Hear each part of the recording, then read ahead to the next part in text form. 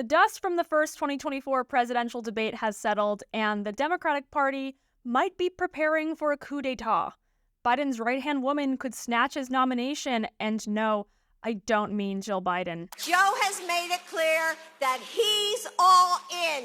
Some in the Democratic establishment are getting behind Kamala Harris as the emergency replacement. After gaslighting the public for years about Biden's mental decline, the media is urging Biden to hang it up. Speaking for everyone who they accused of ageism way back when, and by that I mean a few weeks ago, I'd like an apology. Some Democrats have Harris waiting in the wings. Here's why they're hyping her up. CNN also polled Trump against Kamala Harris. What if Kamala Harris replaced Joe Biden? Take a look at this. Again, 49-43 is the margin for Trump against Biden. It's just 47-45 against Harris. So it goes from Biden down by 6 to Harris down by 2. And in fact, CNN polled 4 different Democrats against Trump besides Joe Biden. In Biden's number, a 6-point gap is the worst of any of those 4 candidates. She performs better than Biden with Black, Latino, and young voters, all very important demographics in 2024.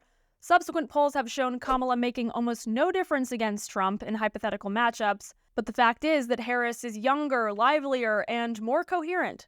But not that much more coherent. Usually, she sounds a lot like this. My fellow Americans, words have many meanings, and sometimes instead of conveying our meaning, they can suggest other meanings. We're talking about the significance of the passage of time, right? The significance of the passage of time.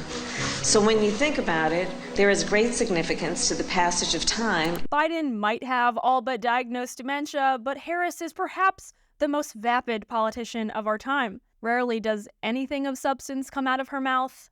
It is time for us to do what we have been doing, and that time is every day. So smooth. So poetic. I can imagine what can be and be unburdened by what has been, you know? Before we go on, if you're enjoying this video and want to see more of our political analysis, click the like button, subscribe, and ring the bell to get notified for future uploads. So how would this switch up between Harris and Biden work exactly? The Democratic National Convention in Chicago will officially choose the party's nominee in late August. To become the nominee, a candidate must earn support from a majority of the delegates, which are assigned to candidates proportionally based on the results of each state's primary election. Biden won almost 99% of the nearly 4,000 delegates this year. Technically, under DNC rules, the delegates are pledged to back the incumbent president. Biden currently believes he's the only one capable of defeating Trump. He doubled down on TV recently, and it was almost as bad as the debate. Because I've got a pretty good political instinct and eye. And here's the deal. It's not going to happen here this time around.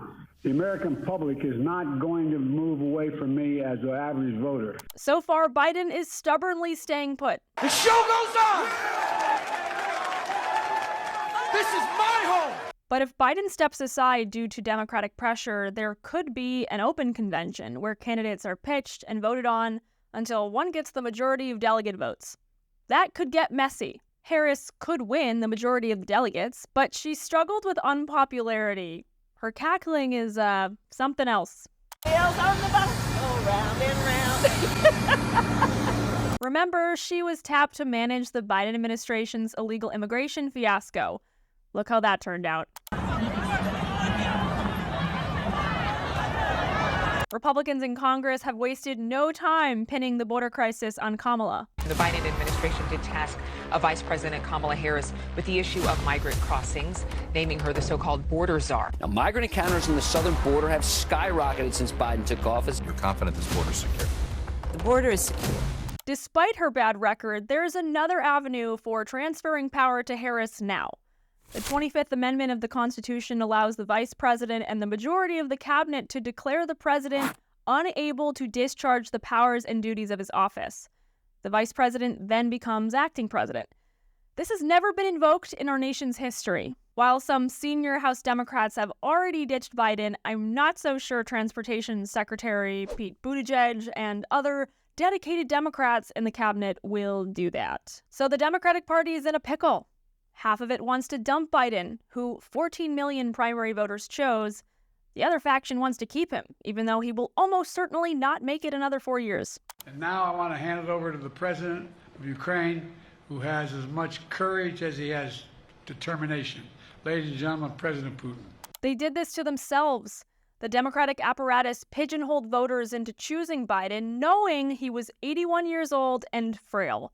Then the media did its bidding and hid Biden's condition from the public.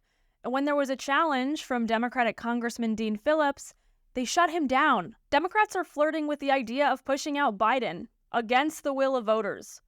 For a party constantly fear-mongering about the death of democracy under Trump, wouldn't that be the most undemocratic thing to do? There's something else at stake.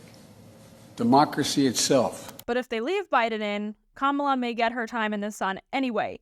If Biden becomes indisposed, Kamala will become president during his next term, even though she won't have won the office herself.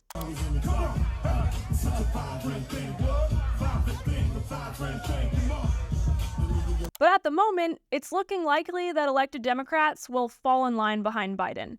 Even those who have private doubts are making the calculation that forcing him out at this point in the race is not worth the risk of their political futures. And in doing so, they betray the fact that they never really believed their own rhetoric about Trump being an existential threat to democracy. Their favorite attack on Trump makes no sense anymore, and their candidate's unfitness is obvious to anyone with eyes. If you want to see just how devastating the debate was for Biden and how it caused even his most loyal allies in the media to question his fitness for office, you should watch this video next.